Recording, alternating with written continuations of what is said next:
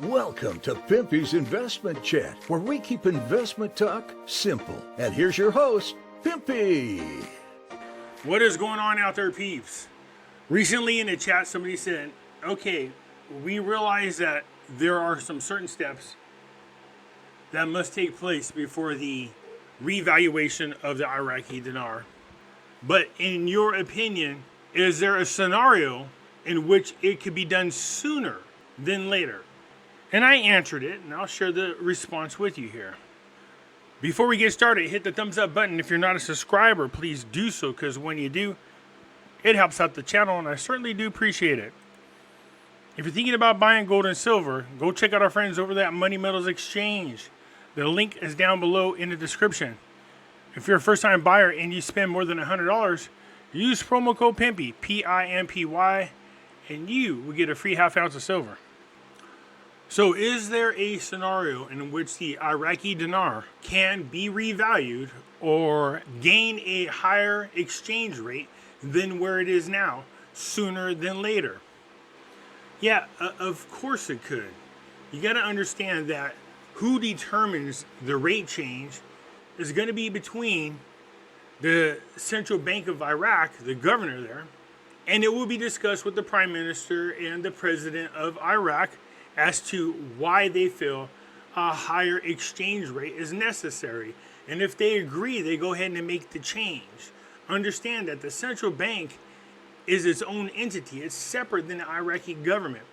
And they're the ones that actually determine what the exchange rate is going to be. Of course, that doesn't mean they're not immune to political pressure, if you get my drift. But sure, if for some strange reason, the governor of the Iraqi central bank, that it's necessary for a higher exchange rate than what they have, they'll make the change. But they're going to have to justify it. And it might be against all normal reasons why an exchange rate changes. Although I've shared the information several times as to what determines a change in the exchange rate, there are those exceptional reasons that a central bank might come up with that would justify a rate change. So sure, that's very possible. I had a lot of people telling me that this guru said this guru said that. I said, yeah, I'm aware of this. They've been doing this for a long time. And sure, sometimes something that they say sounds legitimate, but then you have to take a step back and say, how realistic is this? There's always a possibility that they change the rate contrary to what needs to be done before a rate change should happen. But what I think needs to happen is people need to take a step back and ask yourself these questions. We have currencies crashing all around the world right now. They're losing value to a stronger dollar. And it was my opinion that the US dollar was being used to crush these currencies. And the reason for that is they know there's a new monetary system that has to be implemented. And the US isn't going to allow any countries to take the lead. So they use their own currency to crush other currencies so that when our US dollar does crash, we're pretty much on a level playing field. You might have some currencies that are a little bit higher in value, but it's nothing that the US could not catch up on. This is just my opinion on what's going on. Somebody made a comment. So Pimpy, what you're saying is, in order for us to gain on this investment, we have to hope that our own currency crashes. Well, I don't know if you want to call it hope, but that's how it's going to work.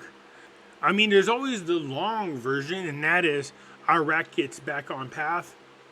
They follow the reform papers. There's no more political fighting.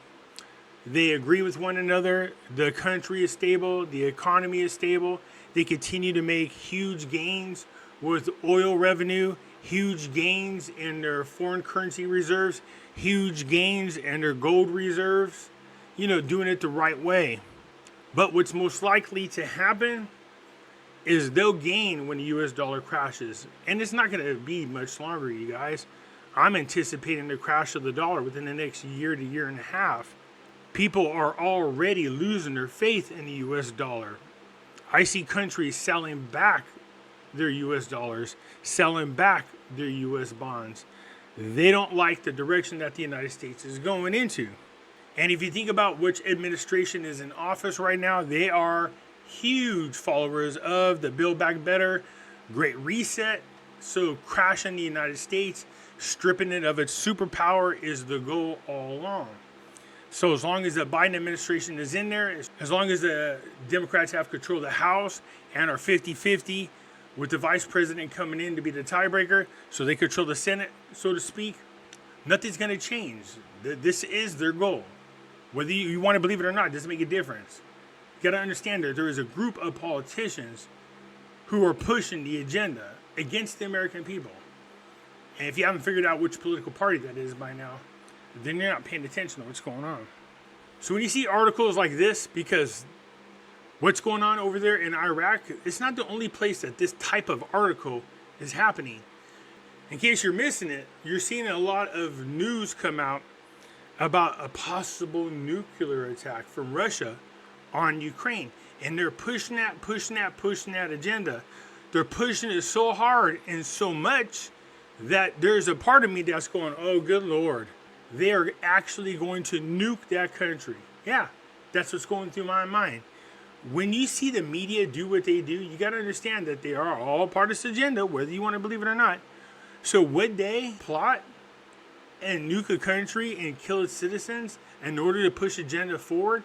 Yeah, they would. They don't give a crap. They're hell-bent on making sure that their agenda is implemented, and they don't care what the cost is. So it does make me a little concerned about the number of news reports coming out around the world, by the way, that Putin is thinking about nuking the Ukraine. Why? I have no idea why.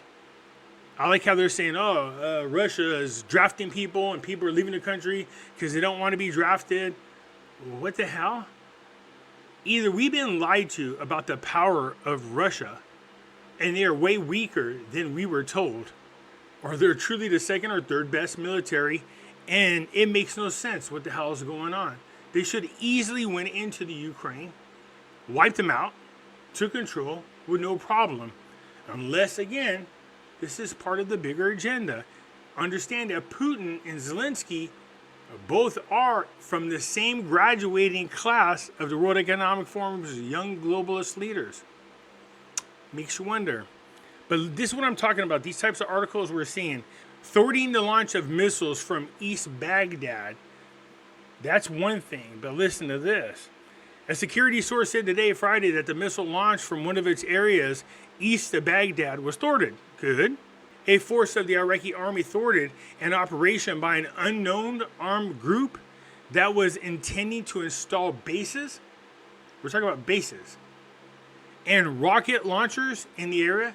So they were going to create bases to launch rockets.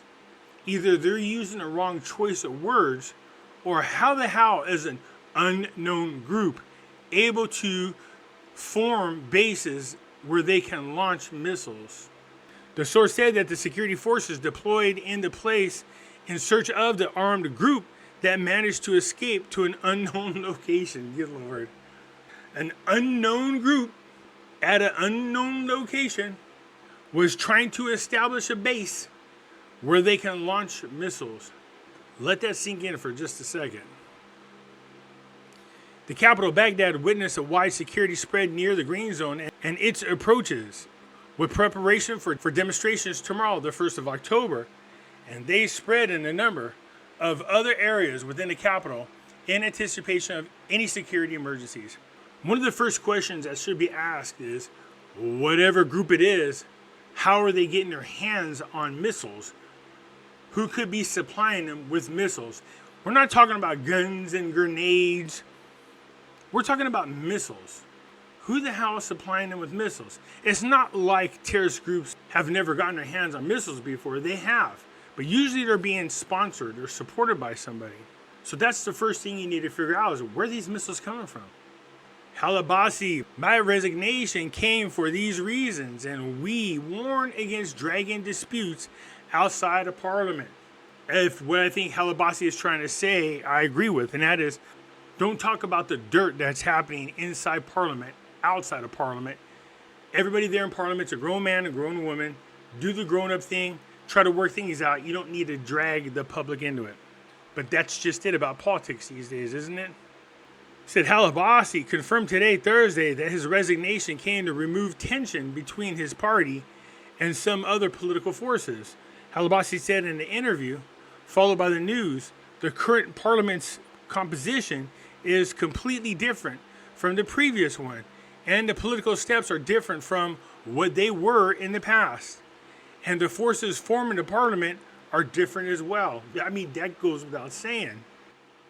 He added, there are many reasons behind his resignation, including for the deputies to contribute to their opinion of who is their president.